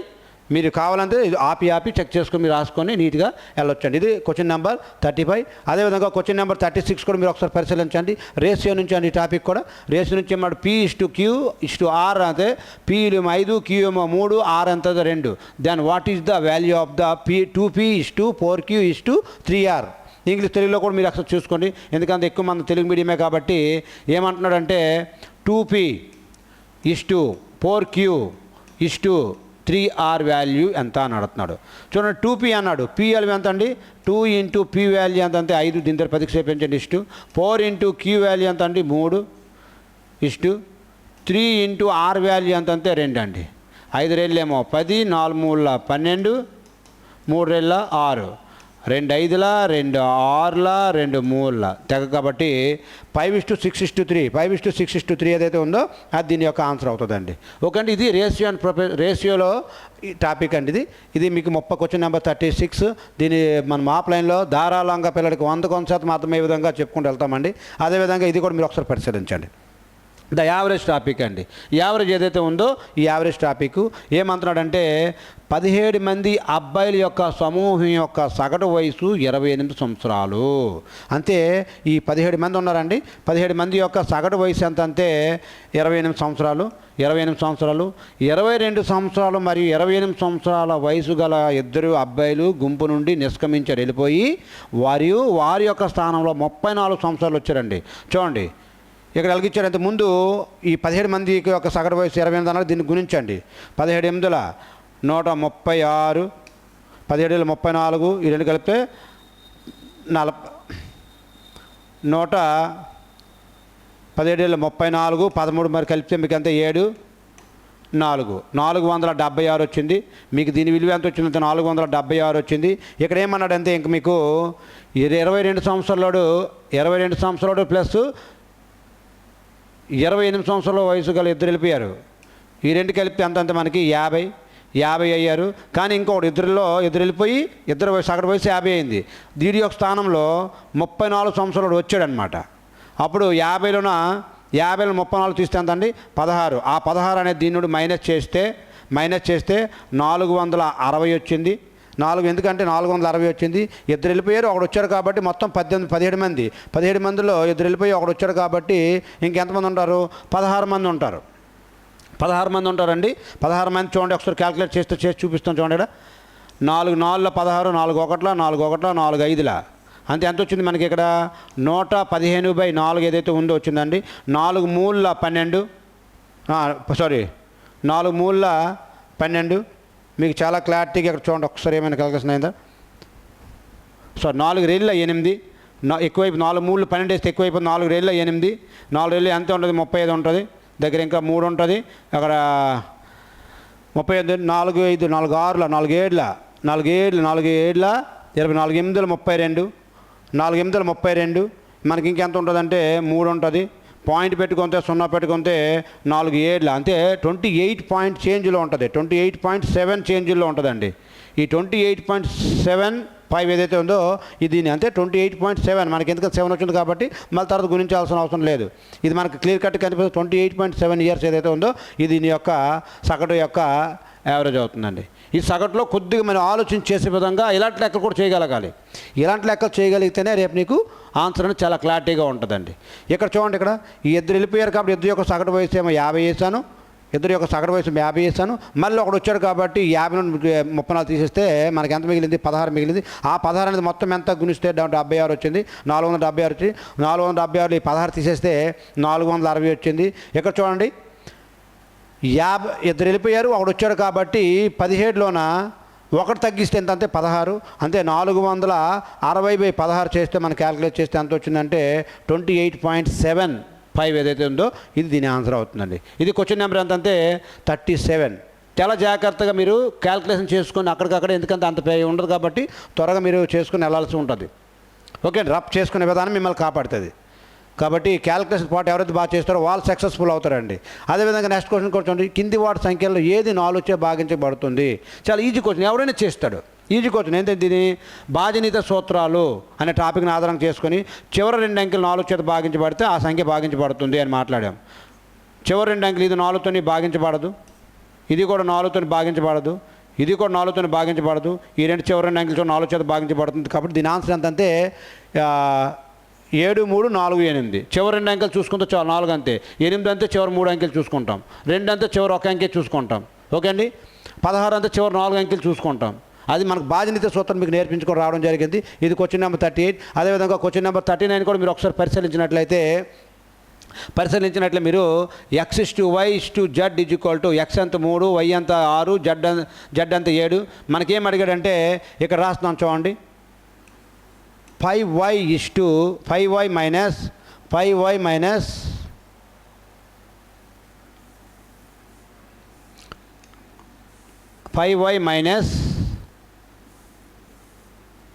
5y ఒకసారి చూడండి, 5y మైనస్ ఏమిచ్చాడు? x ఇచ్చాడు ప్లస్ 2z ఇచ్చాడండి. ఈక్వల్ ఎంత ఇచ్చాడు? 123 ఇచ్చాడు. 123 ఇచ్చాడు. Then what is the value of y అని అడిగాడండి. కాబట్టి ముందు మనం y వాల్యూ దేని విలువ ఎంత ఉంటే ఫైండ్ అవుట్ చేస్తే మీకు అయిపోద్ది. ఇక్కడ మనకి ఏమి ఇచ్చాడు? 5 ఇంటూ y వాల్యూ ఎంత ఇచ్చాడంటే y వాల్యూ ఎంత అంటే 6 అండి. 6 మైనస్ x వాల్యూ ఎంత అంటే 3 ప్లస్ 2 ఇంటూ z వాల్యూ ఎంత అంటే ఈ z వాల్యూ ఎంత అంటే 7 అండి. ఈక్వల్ ఎంత అంటే 123. ఈక్వల్ ఎంత 123. చూడండి ఇక్కడ 5 6ల 30 మైనస్ 3, 7 ప్లస్ 7 ఎంత అంటే 14. ఈ ప్లస్ 30 ప్లస్ 14 కలిపితే 44. 44లో 3 తీసేస్తే ఎంత అంటే 41. 41 ఈక్వల్ ఎంత అంటే 123 అన్నాడు. 43 1ల 43 3ల 4 3 12 3 1 అంతే వేసింది ఒక అంతే. 140 ఈక్వల్ ఎంత అంటే 140 ఈక్వల్ ఎంత అంటే 3 అండి. 140 ఈక్వల్ ఎంత అంటే 3. మనకేమన్నాడు? y వాల్యూ కావాలా? మనకేం తెలుసు? 5y. మనకేమిచ్చాడు ఇక్కడ దీంట్లో 5y ఇచ్చాడు. y విలువ కావాలా? అప్పుడు equal to 5 into y value ఎంతో మన 5 వంతులు 140 ఈక్వల్ టు 3 అయినప్పుడు 5 పార్ట్స్ ఎంత అంటే ఒక్క నిమిషం అండి. y వాల్యూ అడిగాడు మనకి ఎక్కడ చూసుకోండి ఒకసారి.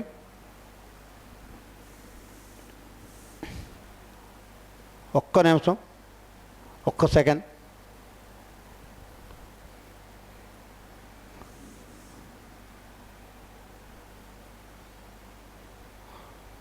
ఓకే,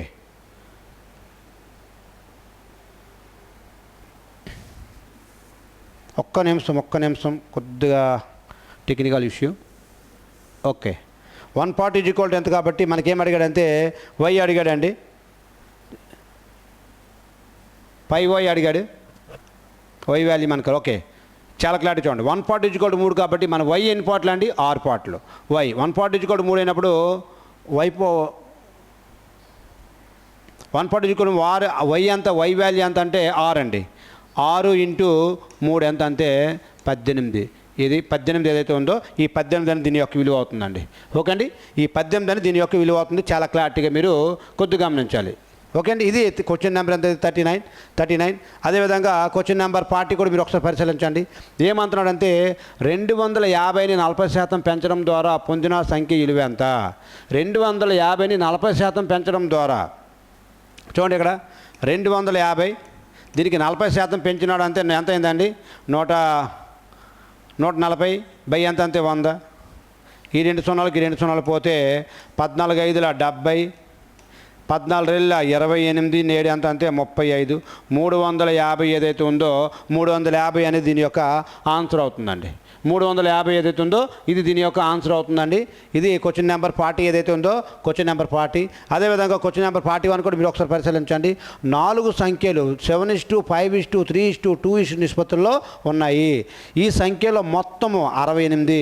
అయితే మొదటి మరియు 4వ సంఖ్యల మొత్తం ఎంత అని చాలా క్లారిటీగా ఇచ్చాడండి. ఒకసారి మీరు ఇంగ్లీష్లో కూడా చూసుకోండి. 4 numbers are in the ratio of 7:5:3:2. The sum of these numbers is 68. What is the sum of the first and fourth numbers అని అడిగారండి చాలా క్లారిటీగా. ఏంటండి 7:5:3:2 అండి. ఈ మొత్తం కలిపితే ఎంత అంతే 17 ఎక్స్ అండి, 17 పాటలు. దీనికి మొత్తం ఎంత అన్నాడు? 68 అన్నాడు. అప్పుడు 17 1ల 17 4ల 68 అంతే. మనకి ఎక్స్ ఈక్వల్ ఎంత వచ్చిందంటే 4 వచ్చిందండి. 140 ఈక్వల్ ఎంత? 140 ఈక్వల్ టు 17 1ల 17 4ల 140 ఈక్వల్ టు 4 అండి. మనకేమన్నాడంటే ఇదండి 1వ మరియు 4వ యొక్క సమ్ ఈ రెండు కలిపితే ఎంత అండి 9. అప్పుడు 9 ఇంటూ 4 ఎంత అంటే 9 4ల 36 ఏదైతే ఉందో 36 అండి. 1 మరియు 4 యొక్క మొత్తం ఎంత అంటే 36. ఓకే అండి, దీన్ని చాలా క్లారిటీగా మీరు ఇలా చేసుకుని వెళ్ళాలండి. ఎందుకంటే 4 సంఖ్యలు ఎంత ఇచ్చాడో వాటి సంఖ్యలు ఉన్నాయి, ఆ సంఖ్యలు మొత్తం అంత ఈ సంఖ్యలు ఈ మొత్తం కలిపితే మనకి ఎంత 17 వస్తుందండి. 17 వస్తుంది. ఆ 17 ఈక్వల్ టు ఎంతకు సమానం అంటే 60కి సమానం అన్నాడు. 17 1ల 17 4ల 140 ఈక్వల్ టు ఎంత? అయితే మొదటిది మరి 4ది అడిగాడు. మొదటిదేమో 7 పాటలు, 4దేమో 2 పాటలు, ఈ రెండు కలిపి 9 పాటలు. 140 ఈక్వల్ టు 14 అయినప్పుడు 9 పార్ట్స్ ఈక్వల్ టు ఎంత అంటే 36 ఏదైతే ఉందో ఇది దీని ఆన్సర్ అవుతుంది. ఇది మీకు 41 క్వశ్చన్ ఏదైతే ఉందో 41 అండి. అదేవిధంగా చూస్తున్నాండి ఈ 42 కూడా మీరు ఒకసారి పరిశీలించండి. చాలా ఇంపార్టెంట్. ఇది మనకి సింప్లిఫికేషన్ అనే టాపిక్లో వస్తుంది. చాలా క్లారిటీగా ఉంది. చూడండి ఇక్కడ చూడండి, దీని విలువ ఇక్కడే గుణించాలి, 2 గుణించాలా. చూడండి 25 6లు అయితే 150, 25 7లు అయితే అంతా 175. ముందు యాస్టీజ్గా వేసేయండి, యాస్టీజ్గా ముందు వేసేయండి. యాస్టీజ్గా రాస్తాం చూడండి, ఇక్కడ క్లారిటీ రాస్తున్నాం చూడండి. ఈ 2 గుణిస్తే ఎంత అంటే 175 అండి. 175. ఇక్కడ ఒక పాయింట్ ఉంది, ఇక్కడ ఒక పాయింట్ ఉంది కాబట్టి ఇదొక అంకె ఇదొక అంకె 2 కాబట్టి 2 అంకెల ముందు పాయింట్ పెట్టేయండి, అయిపోయింది. ప్లస్కి ప్లస్ రాయండి. 35 6ల 35 2 అయితే 70, 6 అన్నాడు కాబట్టి 35 70, 7 3 21 అంతే 210 అని రాసుకోండి. ఇది ఒక పాయింట్, ఇక్కడ ఒక పాయింట్ ఉంది, 2 పాయింట్లు 2 అంకెల తర్వాత పాయింట్ పెట్టుకుంటే మీకు అయిపోయింది అంతే 2.10 ప్లస్ ప్లస్. అదేవిధంగా ఈ 2 గుణించండి 90 చూడండి ఇక్కడ 5 8ల 40, 5 8ల 40, 8 4 32, 38. ఈ 380 ఏదైతే ఉందో 8 4 32 36, 360 అంటే 2 అంకెల తర్వాత ఉంది కాబట్టి పాయింట్ పెట్టుకుంటే మీకు అయిపోయిందండి. ఇప్పుడు మీరు అన్నీ కలుపుకోవడమే 1.75 ప్లస్ 2.10 అండ్ 3.60 అనేసి అన్నీ క్యాలిక్యులేట్ చేసుకోవడమే. 5 ఎంత అంటే ఇది 14 ఈ మొత్తం కలిపి అంతే 7 అంటే 7.45 ఏదైతే ఉందో ఇది సింపుల్ కేసెస్లో ఈ విధంగా క్యాలిక్యులేషన్ చేసేయాలి. అది కూడా టైం చేయగలగాలి, టైం సేవ్ చేసే విధంగా ఉండాలి, క్యాలిక్యులేషన్ ఫాస్ట్గా ఉండాలి. ఏ విధంగా చేస్తున్నాం పాయింట్లు ఉన్నాయి కదా అని భయపడాల్సిన అవసరం లేదు. ముందు ఉన్నదాన్ని గుణించేసి తర్వాత ఇక్కడ ఒక పాయింట్ ఇక్కడ ఒక పాయింట్ ఉంది కాబట్టి 2 అంకెల ముందు పాయింట్ పెడితే అయిపోయింది. అంతే తప్ప దీన్ని అంతగా సీనట్లేదండి. మీరు జాగ్రత్తగా తక్కువ టైంలో చేసుకునే విధంగా ప్రాక్టీస్ చేసుకోవాల్సి ఉంటుంది. అదేవిధంగా 43 క్వశ్చన్ నెంబర్ 43 కూడా చూసుకోండి. ఒక వస్తువు యొక్క కొనుగోలు ధర 2500 అన్నాడు. ఇక్కడ చూడండి, ఒక వస్తువు యొక్క కొనుగోలు ద్వారా 2500 అన్నాడు. Cost price always equal to ఎంత అంటే 100% కాబట్టి ఈ 2500 అనేది ఎంత శాతం సమానం అంటే 100% సమానము. 100% సమానం. నష్ట శాతం 24% అయితే నష్టం అన్నాడు కాబట్టి 100లో 24 తీస్తే ఎంత అండి 76. ఈ 76కి ఎంత అని అడుగుతున్నాడు. ఈ 2 సున్నాలకి ఈ 2 సున్నాలకు పోతే మనకి ఈ 2 క్యాలిక్యులేషన్ వస్తాయి. ఈ 2 క్యాలిక్యులేషన్లో మనం చేసుకుంటే 15 ఇక్కడ ఒకసారి క్యాలిక్యులేషన్ చేసుకోండి. మన హౌలీ మెథడ్లో పక్కన చేసుకోవచ్చు. 7 రెళ్ళ 14, 5 6ల 30 రాసుకుంటాము. 7 5ల 35, 7 5ల 35, 6 రెళ్ళ 12. ఇది కలిపితే అంత 7 47 47. ఈ 2 కలిపి 0, ఈ 2 కలిపితే 10, ఇక్కడ 0, ఇదంతా అంతే 9 1 ఎంత అంటే 1900. దీని యొక్క విలువ ఎంత అంటే ఆ వస్తువు యొక్క అమ్మకం ద్వారా అంతే 1900 ఏదైతే ఉందో 1900 అనేది దీన్ని క్యాలిక్యులేషన్ ఏదైతే ఉందో చాలా క్లారిటీగా నేర్పించాం. మన బేసిక్ లెవెల్లో మన పిల్లలు ఏదైతే ఎవరైతే ప్రిపేర్ అవుతున్నాడో వాడికి బేసిక్ లెవెల్లో నేర్పించుకొని వస్తూ ఉన్నాం. ఎందుకంటే క్యాలిక్యులేషన్ పార్ట్ ఇంపార్టెంట్ దీనికి. ఇది క్వశ్చన్ నెంబర్ 43. అదేవిధంగా క్వశ్చన్ నెంబర్ 44 కూడా మీరు ఒకసారి పరిశీలించండి. 44 కూడా పరిశీలించండి. ఏమన్నాడండి, 36 మీటర్ల పొడవున్నటువంటి తీగను సమాన ముక్కలుగా కట్ చేశారు. ఒక్కొక్కటేమో 4 మీటర్లు ఉంది. మ్యాచ్ యాక్చువల్ టోటల్ మొత్తము 36 మీటర్లు అండి. ఒక్కొక్క మొక్క 4 ముక్కలుగా కట్ చేశారు. అయితే ఉంటుంది ఒక్కో మొక్కల సంఖ్య ఎన్ని అడిగాడు. 9 1 4 1 4 9 ఎంత అంటే 4 9 9 మొక్కలు వస్తాయండి. ఆన్సర్ ఎంత అండి, 9 మొక్కలు వస్తాయి. అంటే ఎలా ఈజీ క్వశ్చన్స్ ఉన్నాయి, కొద్దిగా అడ్వాన్స్ లెవెల్ కూడా ఒకటొకటి టచ్ అవుతుంది. కాబట్టి మీరు అన్నిటి దృష్టిలో పెట్టుకొని రెడీ అవ్వాల్సి ఉంటుందండి. ఓకే అండి, ఇది క్వశ్చన్ నెంబర్ 44 అండి. అదేవిధంగా క్వశ్చన్ నెంబర్ 45 కూడా మీరు ఒకసారి పరిశీలించండి. ఏమంటున్నాడంటే, వరుసగా నిలబడి ఉన్న కొంతమంది విద్యార్థులు బరువులు 85 కేజీలు 80 చూడండి, ఇక్కడ రాస్తున్నాను చూడండి. 85 కేజీలు ప్లస్ 86 కేజీలు ప్లస్ 53 కేజీలు ప్లస్ 65 కేజీలు ప్లస్ 85 కేజీలు 78 కేజీలు 78 కేజీలు అండ్ ప్లస్ 93 కేజీలు ప్లస్ 75 కేజీలు మరియు 73 కేజీలు ఉన్నాయి. అయితే ఆ విద్యార్థుల యొక్క సగటు బరువు ఎంత, మొత్తం ఎంతమంది అండి, 1 2 3 4 5 6 7 8 మంది ఉన్నారు. ఓకే అండి, దీని అన్నిటి మనం క్యాల్కులేషన్ చేయడం, మీరు అన్నిటి కలపాలి. అంతే మొత్తం కలపాలంటే ఒకసారి చూడండి. ఇక్కడ 80 ఉంది, ఇక్కడ 80 ఉంది. 80 80 ఎంత అంటే 160. 80 80 ఎంత అంటే 160. 160 ప్లస్ 5 6 ఎంత 11 ఎంత అయిందంటే 171. ఓకే అండి, 171. ఈ 2 కలిపితే 171 ప్లస్ ఈ 2 50 ఉంది, ఇక్కడ 60 ఉంది. అంత 110 118. ఇది ఎంత 118. ఈ 2 అయిపోయాయి. తర్వాత చూడండి, 70 90 కనిపిస్తుంది. 100 191. క్యాల్కులేషన్ కట్ చేసుకోండి. 70 దీన్ని క్యాల్కులేషన్ చేయడమే కష్టం, ఏంటి లేదు. 1 1 ఇది కలిపి 11 17. 117 ఏదైతే ఉందో 117. ఈ 2 కూడా అయిపోయాయి.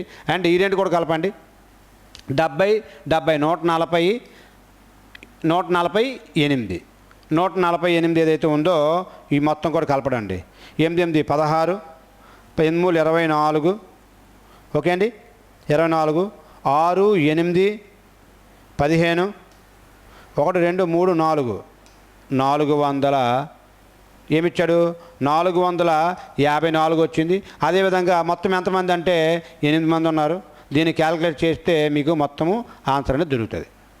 ఓకే, ఏదైతే ఉందో మీకు చేసుకుని క్యాలిక్యులేషన్ చేసుకుంటే ఇది మాత్రం లెక్క ఇదే.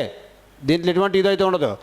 మొత్తము సరాసరి అడిగాడు కాబట్టి రాసుల మొత్తంపై రాసుల సంఖ్యను ఆధారంగా చేసుకొని మిమ్మల్ని టైం వేస్ట్ చేయడానికి బిట్ అడుగుతాడు. మీరు జాగ్రత్త వహించాలి. క్యాలిక్యులేషన్ వస్తే మీకు ఎగిరిపోద్ది, లేదనుకుంటే టైం పట్టేస్తుంది. కాబట్టి జాగ్రత్త వహించాలి. కొద్దిగా క్యాలిక్యులేషన్ నీట్గా నేర్చుకోండి. ఇది క్వశ్చన్ నెంబర్ 45. అదేవిధంగా క్వశ్చన్ నెంబర్ 46 కూడా చెక్ చేసుకోండి. ఎందుకంటే మేము కొద్దిగా ఫాస్ట్గా చెప్తున్నాము. ఎక్కువ ఈ వీడియో అనేది ఎక్కువ లెంత్ అయింది అనుకోండి, మీలాంటి చాలామంది అభ్యర్థులు చూడకుండా చాలా ఎక్కువ సమయం ఉంది కదా అని ఫీల్ అవుతారు. కాబట్టి మేము చాలా తగ్గించుకోండి వస్తూ ఉన్నాం. ఒకసారి చూడండి, ఇక్కడ రీజనింగ్ 5 మాట సి అండి, సెక్షన్ సి EFGH ఒక సీక్వెన్స్ ఫాలో అవుతుంది. ఓకే అండి, ఎక్కడ నుండి చూడండి, హెచ్ ఇక్కడ 5 ఇచ్చాడు, ఎక్కడి నుంచి ఎవరికి ఇచ్చాడు, మళ్ళీ ఎక్కడి నుంచి ఎవరికి ఎంత తెలియదు. ఎన్ అంతే 14, క్యూ అంతే 17. ఈ మధ్య డిఫరెన్స్ అంత 3 ఉంది క్యూ నుంచి క్యూకి. అండ్ ఎక్కడి నుండి 3 చేస్తే ఎంత వస్తుందంటే హెచ్ కేకి అయితే కే ఇక్కడ కే వేసుకుంటే 3 వస్తుంది. మళ్ళీ ఎక్కడి నుంచి ఇక్కడ చూసుకుని 3. కాబట్టి ఎక్కడి నుంచి అక్కడికి +3, ఎక్కడి నుంచి ఒకటి +3. కాబట్టి ఇక్కడ మనకు ఆన్సర్ ఏమవుతుందంటే ఈ కే ఏదైతే ఉందో ఈ కే అనేది మీకు ఆన్సర్గా అవుతుంది. ఇది రీజనింగ్ అండి, చాలా ఈజీగా ఉంటుంది, మీరే చేయగలుగుతారు. ఇవన్నీ కూడా మనం బేసిక్లో చెప్పాము, ఇవన్నీ కూడా మీరు చేసుకోవచ్చు. ఈ కింది ప్రశ్నలు ఇచ్చిన ప్రత్యామ్నాయాల నుండి సంబంధిత అక్షరాల జతను ఎంచుకోండి అన్నాడు. ఒకసారి మీరు ఆలోచించండి. డబ్ల్యూ ఎంత అంతే 23, వై ఎంత అంతే 25, ఇక్కడికి ఎంత పెరిగింది అంతే +2 అయ్యింది. టీ అంతే 20, వి అంతే 22, ఎంత పెరిగిందంటే 2 పెరిగింది. అదేవిధంగా పి అంతే 16, ఆర్ అంతే 18, ఎక్కడ కూడా 2 పెరుగుతుంది. ఇక్కడ ఎఫ్ అంతే 6, హెచ్ అంతే 8, ఎక్కడ కూడా 2 పెరిగింది. అంతే అన్ని 2 పెరుగుతున్నాయి. చూడండి, ఇక్కడ సి నుంచి ఐకి 2 పెరుగుతుందా? పెరగదు. డబ్ల్యూ అంతే 23, టీ అంతే 20, అంతే ఇది కూడా పెరగదు. ఏ అంతే 1, ఎం అంతే 13, ఇది కూడా 2 పెరగదు. కాబట్టి ఇక్కడ ఒక చూసుకోండి, క్యూ అంతే 17, ఎస్ అంతే 19, 2 పెరిగింది. రైట్. జే అంతే 10, ఎల్ అంతే 12, 2 పెరిగింది. కాబట్టి ఆన్సర్ ఏదంటే ఇది, దీని యొక్క ఆన్సరు 47 యొక్క ఆన్సరు డి ఏదైతే ఉందో అది అవుతుందండి. అదేవిధంగా 48 కూడా మీరు ఒకసారి పరిశీలించుకోండి. క్వశ్చన్ చదవడానికి చాలా టైం పడుతుంది తప్ప దీని ఆన్సర్ చాలా ఈజీగా వస్తుందండి. ఇక్కడ చూడండి, ఇక్కడ యాస్టీజ్గా సి రాస్తాడు, సికి చివరి అక్షరం తీసుకుని ఎన్ రాస్తాడు, ఈ ఎల్ ప్లేస్లో ఎల్ పెట్టాడు, ఈ ఏని ముందుకు తీసుకొచ్చాడు, ఈ సెంట్రల్ ఉందని వెనక్కి పెట్టాడు అనమాట. ఇక్కడ ఏ సీక్వెన్స్ అయితే ఫాలో అవుతుందో ఈజీ యాజ్ అన్నాడు, ఇక్కడ కూడా అదే సీక్వెన్స్ ఫాలో అవుతుంది. అదేవిధంగా ఇది కూడా అదే సీక్వెన్స్ ఫాలో అవ్వాలి. ఓకే అండి. ఇక్కడ RT ఉంది, మనకి ఏంటి రావాలి ఆన్సర్లో? RT అంతే. ఇది అయ్యే ఛాన్స్ లేదు, RT రావాలి. కాబట్టి ఇది కూడా అయ్యే ఛాన్స్ లేదు. ఆన్సర్ ఏదంటే ఇది అవుతుంది. అన్నీ చూసుకొని వెళ్ళిపోవచ్చు మనము. ఇది బిట్ నెంబర్ ఏదంటే 48 ఏదైతే ఉందో 48 అండి. అదేవిధంగా 49 కూడా మీరు ఒకసారి పరిశీలించుకున్నట్లయితే చాలా ఈజీ అండి. ఇక్కడ ఏమన్నాడంటే BIB వాల్యూ ఎంత అన్నాడంటే 36 అన్నాడు. చూడండి, బి అంతే 2, ఐ అంతే 9, బి అంతే 2, 9 రెళ్ళు 18, 18 రెళ్ళు ఎంత అంటే 36 వచ్చిందండి. కాబట్టి ఇదే సీక్వెన్స్ ఫాలో అవుతుంది. కాబట్టి ఇది కూడా చూసుకోండి, BOG, బి అంతే 2, ఓ అంతే 15, జీ అంతే 7 అండి. చాలా క్లారిటీగా నేర్పాం. 15 ఏళ్ళ 30, 3 ఏళ్ళు 21 అంటే 210, ఇది కూడా సరిపోయింది. కాబట్టి మనకేం అడిగాడంటే ఈబి ఇదే పోర్డ్ని మనం పాలసీగా రాసుకోవాలి.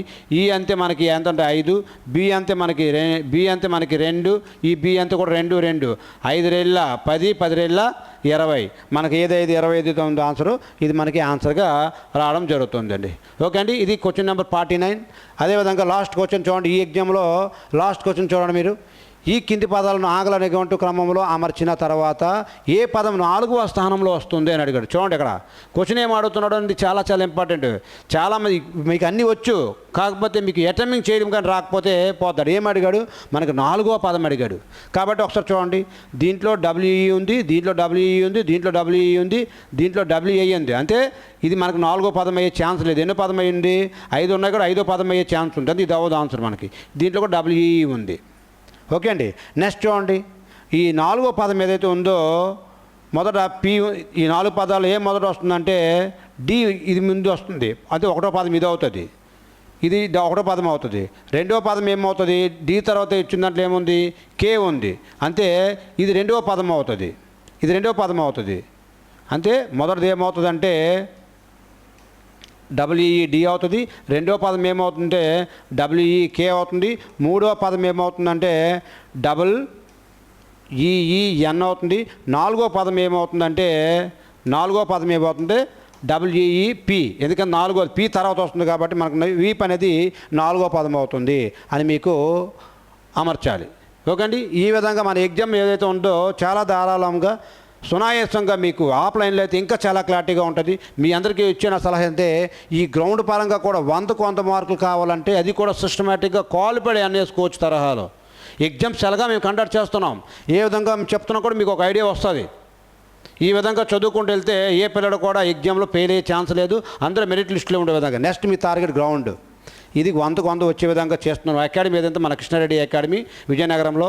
ఈరోజు గవర్నమెంట్ ఉద్యోగానికి కూడా రిజైన్ చేసుకొని ఈరోజు నేను అకాడమీ పెట్టానంటే మన మీద మనకున్న కాన్ఫిడెన్స్ 18 సంవత్సరాలకే ఎవడు నేను జాబ్ గవర్నమెంట్ ఉద్యోగస్తున్నటువంటిది. కాబట్టి ₹1,00,000 వచ్చే జీతానికి కూడా నేను రిజైన్ చేస్తున్నానంటే నేను ఏదో ఒకటి ఆశిస్తున్నాను. పిల్లడికి నాకు నమ్ముకొని వచ్చిన ప్రతి కుటుంబానికి నేను ఆడు ఆనందంగా ఉండే విధంగా చేయడమే నా లక్ష్యము. దానితో దేశానికి కావాల్సిన సైనికులను అందించడమే కూడా నా యొక్క లక్ష్యం. కాబట్టి అండ్ అతి త్వరలో కానిస్టేబుల్ బ్యాచ్ కూడా తెలంగాణకు నోటిఫికేషన్ పడుతుంది. అండ్ మనకు కూడా డేట్లు ఇస్తాడు. నన్ను నమ్మి కూర్చోండి. గ్రౌండ్ పరంగా ఎప్పుడు కూడా చెప్తున్నారు కదండి, 100 మార్కులు కానిస్టేబుల్ పేపర్ అయితే 76కి తగ్గి ఎవడు ఉండకుండా తయారు చేస్తాను. అది కూడా ఇక్కడ నుంచి మొత్తం నా యొక్క రెసిడెన్షియల్లో ఉంటే మాత్రమే ఇది సాధ్యం. బయట నుంచి కూడా కోచింగ్ ఇవ్వట్లేదు. ఈ మార్కులు 100% ఈ బ్యాచ్ నెక్స్ట్ బ్యాచ్ టచ్ చేస్తాను. ప్రతి ఓడు కూడా ఒకరిద్దరు కాదండి, రీసెంట్ జనరల్ ఎగ్జామ్లో ప్రతి ఒక్కడు 65 నుంచి 76 మార్కుల లోపు ఉన్నారు. ప్రతి పిల్లడు కూడా ఒకళ్ళు ఇద్దరు కాదండి, ఉన్న 60 మంది కూడా ఆ రేంజ్లో ఉన్నారు. 60 మందికి కూడా రేపు 6100 పోస్టుల్లో 60 మందికి కూడా మనకి జాబులు వస్తాయి. 100% అంతమంది తీసుకొని ప్రిపేర్ చేశాను. అందరిలాగా వేల మంది మనకు అవసరం లేదండి. వచ్చిన 100-200 మంది అయినా అందరికి సిస్టమేటిక్గా చదివిస్తాను. 100% మీకు జాబ్ కావాలనుకుంటే అభ్యర్థి ఎవరైతే చూస్తున్నారో మీరు మన కృష్ణారెడ్డి అకాడమీ ప్రిపేర్ చేయండి. ఈ ఎగ్జామ్స్ అన్నీ కూడా నేనే మీకు ఎక్స్ప్లెయిన్ చేస్తాను పేపరు. అండ్ అన్ని క్లాసులు చెప్పిన సార్లు ఉన్నారు, హిస్టరీకి, పాలిటీకి, జియోగ్రఫీకి అన్నికి సార్లు ఉన్నారు. వాళ్ళు చేయాల్సిన పని వాళ్ళు చేస్తారు. నేను అలాంటికంటే చెప్తున్నాను కదా, మన కృష్ణారెడ్డి అకాడమీలో ఈరోజు ₹1,00,000 జీతం కూడా ఉంటే కర్త, కర్మ, క్రియ అన్నీ కూడా నేనే అవుతాను. మీకు ఎగ్జామ్స్ ఏవైతే మోడల్ పేపర్స్ ఉన్నాయో ప్రతి పేపర్ను కూడా మీకు ఎక్స్ప్లెయిన్ చేసుకొని మీరు రేపు 100% నాకు మీ నుంచి ఎక్కువ ఆశించట్లేదండి. కానిస్టేబుల్కి అయితే 200 బిట్లు ఉంటాయి. ఈ 200 నేను మీకు ఎక్కువ ఆశించట్లేదు. నాకు 90 బిట్లు తీసుకురండి చాలు. 90 మార్కులు మీరు తీసుకురండి, ఓన్కి మీరు తయారవ్వండి. మిగతా ఆట నేను ఆడేస్తాను. ఓకే, గ్రౌండ్ మీకు ఇంపార్టెంట్, నేను అందిస్తాను. ఆర్మీకి అయితే మీకు చెప్పాల్సిన అవసరం లేదు. గ్రౌండ్ 100 వస్తాయి, నేను తయారు చేస్తాను మిమ్మల్ని. ఎవరైనా కావాలన్న అభ్యర్థి అయితే వీళ్ళతో త్వరగా మన దగ్గరికి వచ్చి జాయిన్ అవ్వండి, మీకు న్యాయం జరుగుతుంది. థ్యాంక్ యూ అండి. జై హింద్, జై భారత్. Thank you.